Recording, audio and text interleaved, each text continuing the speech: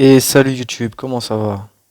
Nous nous retrouvons encore une fois pour un petit récapitulatif du chapitre 985 de One Piece. Un chapitre qui marque enfin les 23 ans du manga. Nous nous retrouvons donc à l'arrière d'Onigashima, où les Fourrons Rouges ont fait leur entrée. Ils se retrouvent face à Kanjuro qui a décidé de les affronter.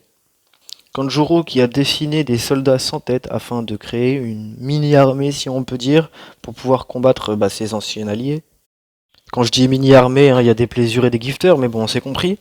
Ensuite, on a un petit retour sur le moment où Momonosuke a essayé de s'évader. Donc on a Kanjuro qui nous explique qu'il a essayé de s'enfuir et qu'il s'est blessé à la main avec le couteau que Momonosuke avait réussi à récupérer. Kikunojo alias Okiku dans une magnifique armure de samouraï qui est présentée comme Kikunojo de la neige persistante, qui se lance sur Orochi pour débuter le combat. Et donc du coup, ça part en castagne, les gifters et plaisirs contre les fourreaux rouges. On se rend compte que Inuarashi a aussi une prothèse à la jambe en forme de lame, donc comme quoi Nekomamushi n'est pas le seul à s'être rajouté une arme à la place d'un membre. Changement de décor ensuite, on se retrouve avec Oden Kozuki, alias Yamato, qui explique à Luffy qu'il ne peut pas sortir de l'île, tout simplement parce qu'en fait les chaînes qu'il porte au poignet seraient des bombes. Un petit peu l'instar du collier d'esclaves qu'avait à l'époque, comment dirais-je, Keimi, il me semble. Apparemment, depuis que Yamato a 8 ans, il est prisonnier de cette île, tout simplement. Il n'a jamais décidé de partir, donc il n'est pas sûr que les menottes soient vraiment explosives. Peut-être un petit détail à prendre en compte. Luffy propose à Yamato de lui retirer ses chaînes. Malheureusement, on se rend compte qu'ils n'ont pas eu l'occasion, puisqu'à la fin du chapitre, Yamato possède toujours ses chaînes.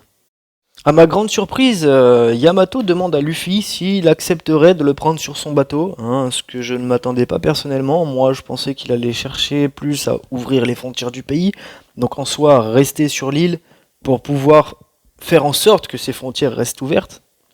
En tout cas, Luffy ne répond pas à l'affirmative, mais pas non plus à la négative. Donc, il y a toujours la possibilité que Yamato puisse un jour rejoindre l'équipage, ce qui à mon avis ne sera pas le cas. En tout cas, pour tous ceux qui pensaient que ces chaînes étaient la représentation de l'exécution de Oden de par Yamato, sont en fait totalement faussés. On se rend compte que c'est bien son père qui lui a mis pour pas qu'il quitte l'île. Il voulait effectivement prendre la mer avec Ace lorsqu'il l'a rencontré, mais bon, il est prisonnier depuis ses 8 ans apparemment. Nouveau changement de décor, on se retrouve à la fête de Onigashima, où Kaido va nous faire l'annonce enfin qu'on attend tous sur le nouvel Onigashima. Donc il confirme bien que la nouvelle puissance de la marine est bien la raison pour laquelle ils ont supprimé les Shichibukai. Ça leur donne assez confiance en leur force pour se permettre de supprimer le titre de Shichibukai. Donc la grande révélation de Kaido, c'est que le pays des fleurs va devenir le nouvel Onigashima, et que le but de ce nouvel Onigashima est de mettre la main sur les armes antiques. Ils ont donc pris la décision d'aller s'emparer du One Piece. Ce qui est en corrélation avec ce que je disais dans ma dernière vidéo, qui dit que le prochain arc de One Piece sera l'arc du One Piece. La révélation sur l'histoire oubliée, on trouve le trésor, les armes antiques, et ensuite on va aller se taper contre le gouvernement. Big Mom qui profite justement de cette déclaration pour arriver à Onigashima, pendant la fête, elle se permet de balancer par terre Nami et Carotte, donc on voit qu'ils se sont fait défoncer la tronche. Pauvre Carotte, pauvre Nami. Big Mom a récupéré donc Zeus. Dans tout ce tumulte, il y a Orochi qui dit à Kaido, mais attends, la capitale des fleurs, c'est mon quartier à moi, t'as eu toutes les armes, t'as eu tout ce que tu voulais, tu me laisses mon quartier. Et là, Kaido, littéralement, qui coupe la tête à Orochi. Ce qui prouve bien que Orochi n'était qu'un pantin depuis le début, une simple marionnette pour que Kaido arrive à ses fins. Donc pour toutes les théories qui disaient que les fourreaux rouges allaient défoncer les 8 têtes de Orochi, du démon Yamato no Orochi, malheureusement, vous avez tous fait chou blanc, c'est Kaido qui a assassiné son sous-fifre. Moi, je vous avouerai que là-dessus, je suis un petit peu déçu, ça fait un combat en moins, même si en soi, Orochi, ça aurait pas été spécialement un des combats les plus appréciés, je pense.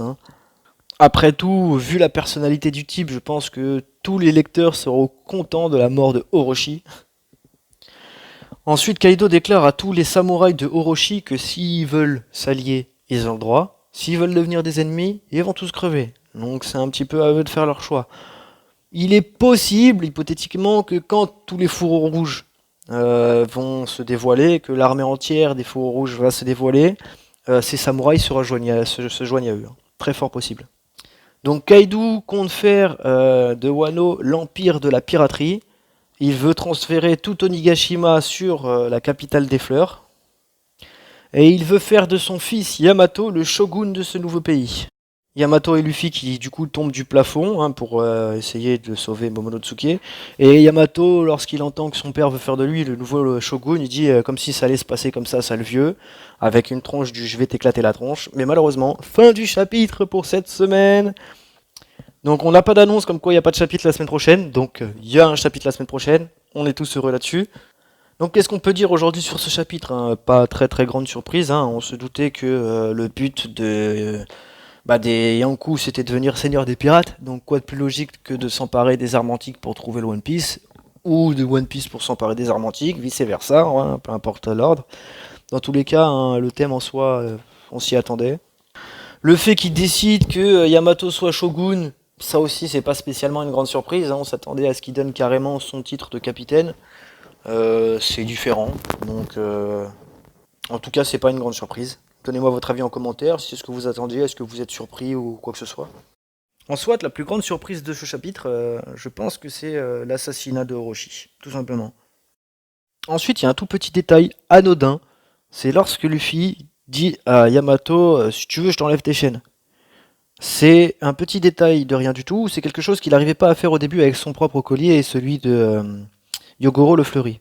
C'est donc entraîné pour ça et tout. C'est juste un petit détail pour dire que ça montre que Luffy n'est plus au stade de l'entraînement. Là, tout de suite, il lui a demandé, il lui a dit vas-y je te les enlève, et qu'il savait qu'il pouvait les faire sans vraiment galérer comme la dernière fois. Donc on voit qu'il est plus au stade de l'entraînement et que le Ryuo est devenu une capacité acquise. Du moins c'est un détail qui pour moi me laisse à penser ça. Vous me donnerez votre avis en commentaire si vous le voulez. Deuxième petite chose à noter, c'est que maintenant que Orochi est mort, l'exécution de Momonosuke sera peut-être pas annulée, mais en tout cas différente, parce que le côté ébouillantage, c'était un petit peu le fantasme, ou du moins le petit péché de Orochi. Pour ce qu'il en est de Kaido, lui, à mon avis, il s'en fout, tout simplement. S'il veut lui mettre un coup de sabre, il lui mettra un coup de sabre. S'il veut pas le tuer, il le tuera pas. Donc dans tous les cas, c'est l'exécution de Momonosuke a de fortes chances d'être modifiée. Quoi qu'il arrive, c'est la première mort que l'on peut officiellement annoncer due à la guerre d'Onigashima. L'idée que Oda a du mal à tuer ses personnages, en soi, ça dépend de la personnalité du personnage, parce que là, il a eu aucune hésitation, on est d'accord. On n'a pas eu dans ce chapitre de retour sur Marco et Perospero, alias, comme j'aime bien l'appeler, Sugar, mon Sugar Daddy. Sûrement dans le chapitre suivant, un petit retour en scène de Marco contre Pero. Nous n'avons toujours pas eu de retour visuel sur l'homme à la cape qui était sur le bateau de Nekomamushi, donc on attend toujours que ce mystère se révèle. Sûrement que celui-ci arrivera à un tournant majeur de la guerre d'Onigashima. Bref, n'hésitez pas à me donner votre avis en commentaire de ce que vous pensez du déroulement futur de la guerre d'Onigashima ou même de la fin de One Piece. Dans tous les cas, il y a de très fortes chances que le dernier combat de One Piece soit une guerre technologique entre Vegapunk et les armes antiques, ce qui est gros comme une maison, je pense, et qui convient avec ma théorie du retour de NR pendant l'arc de Vegapunk, parce que Oda a bien dit que NR allait revenir. Qui plus est, il a une armée de petits robots. Donc quoi de mieux que d'arriver sur une guerre technologique avec une armée de petits robots. Mais un petit détail vient de me sauter à l'esprit, c'est que Luffy propose à Yamato de retirer ses chaînes, mais ce que je comprends pas, c'est pourquoi Yamato ne peut pas le faire lui-même, parce qu'il a quand même un haki qui a l'air très puissant. Donc c'est une question que je me pose. Comme annoncé précédemment, je vous présente une boutique avec laquelle je suis en partenariat qui s'appelle Au Jardin d'été, une boutique qui travaille essentiellement avec des produits français. Cette boutique propose essentiellement du thé et l'art de la table, mais également aussi une épicerie fine, plus ou moins de luxe.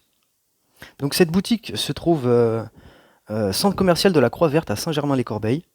J'ai donc le privilège de vous annoncer que grâce au code SCANDALE, vous avez 10% de réduction sur toute la boutique jusque fin septembre.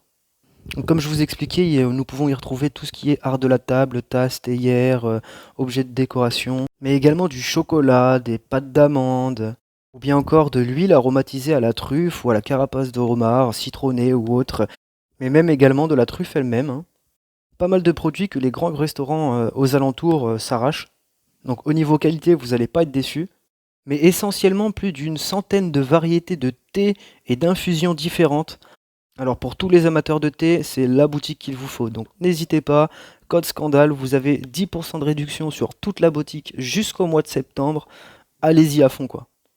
Et comme vous pouvez le voir, nous pouvons les retrouver aussi sur Instagram, hein, au Jardin d'été 91, donc n'hésitez pas à les suivre. Voilà du coup, j'espère que cette vidéo vous aura plu, n'hésitez pas à liker, à vous abonner, et puis on se retrouve bientôt. Ciao ciao.